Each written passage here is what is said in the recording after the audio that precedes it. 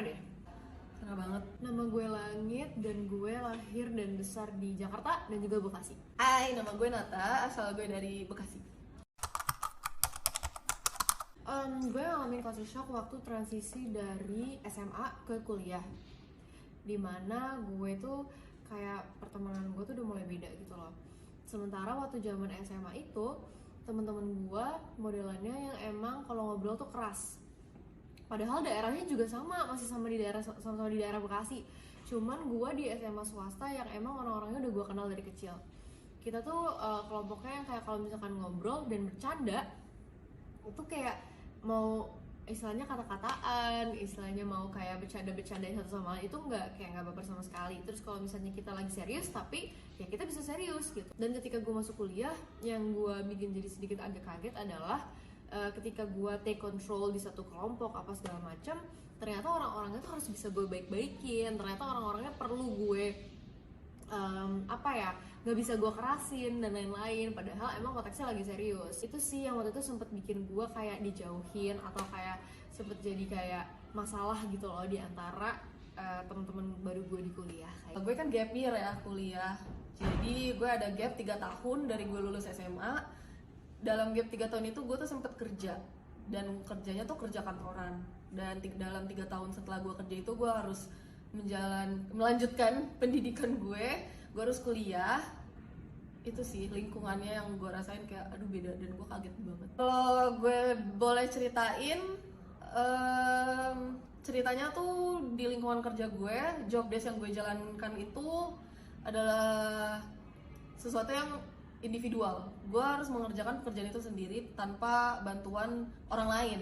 Kayak gue gak punya tim, gue benar-benar kerja sendiri. Pas gue masuk kampus, pas gue berkuliah, kayak gue kaget gue harus punya teman, karena kebanyakan tugas-tugas di kampus itu harus berkelompok. Dan apalagi gue di kelas itu gue presiden kelas ya, jadi gue harus merangkul banyaknya orang di kelas, teman-teman gue harus merangkul mereka gimana caranya mereka semua ini nyaman berada di kelas.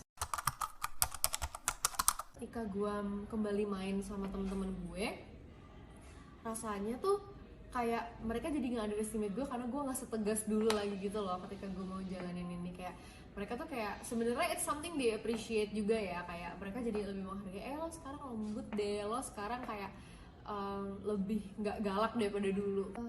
Sejauh ini gue belum mengalami, apa gue udah mengalami tapi gue nggak tahu itu reverse, tapi kayaknya enggak sih.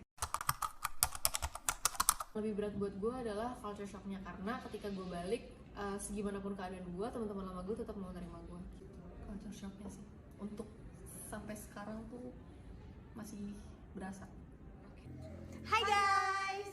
Nah, dari penjelasannya Langit sama Nata tadi, kalian udah ngerti belum sih tentang reverse culture shock dan culture shock? Kalau kalian belum terlalu paham, abis ini kita bakal jelasin apa itu culture shock dan reverse culture shock. Check it out!